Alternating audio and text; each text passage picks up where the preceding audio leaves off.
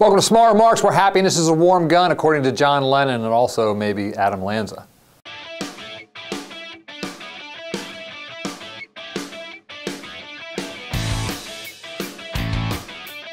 So welcome back to Smart Remarks. We've been gone for a couple weeks due to the holidays and vacations and all that. A lot's been going on during that time. One of them, of course, being the shootings, the school shootings up in Sandy Hook, Connecticut, where deranged gunmen killed 20-some kids, teachers, his mother, and himself. A lot's been said about gun control between then and now.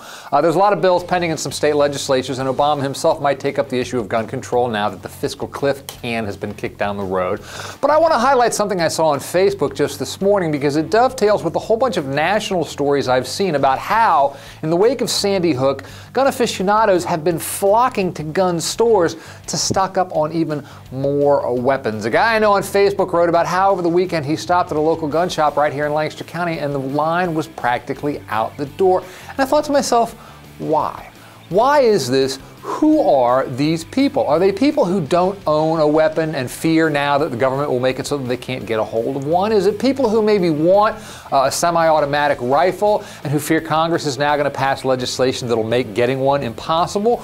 Or are we talking about people who already own 5, 10, 15 firearms, maybe a mix of Glocks and Bushmasters or whatever, who are now trying to get their hands on even more weaponry because of tyranny and the government and outrage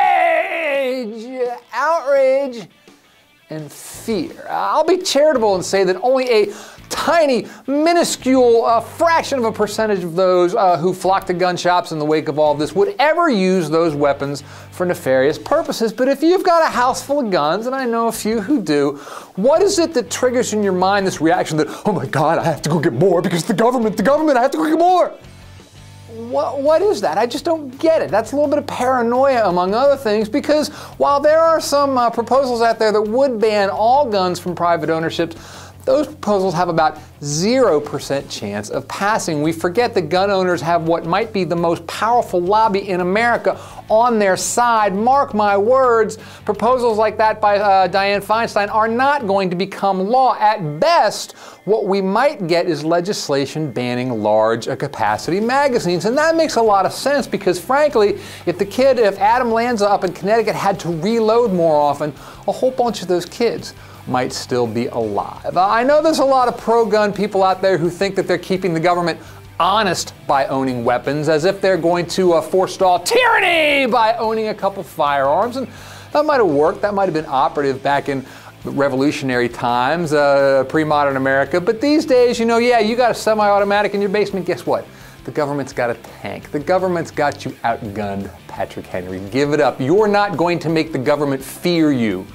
You might make your neighbors fear you, though. I know a whole lot of gun owners. I'm related to a few gun owners. I fired some pretty powerful weapons myself. I'm not someone who's against owning a gun for personal protection or for hunting or for target shooting or whatever it is. I don't think that's a bad thing. But I've also known some gun owners who, for example, always have to carry at least 2 on them wherever they go, because you never know. When we go to a restaurant, they have to sit facing the door because you never know, while you and I might be prudent in our lives, it's always good to be prudent. It's another to expect that the worst is right around the corner. Again, it's borderline, or maybe it's not such borderline paranoia, because I think there's a very fine line between those who in the wake of Sandy Hook had to go out and buy more guns and full-bore survivalism. Where does that line stand? I really don't know, but isn't it odd that a person might amass an arsenal all with the hope that he's never going to have to use any of it?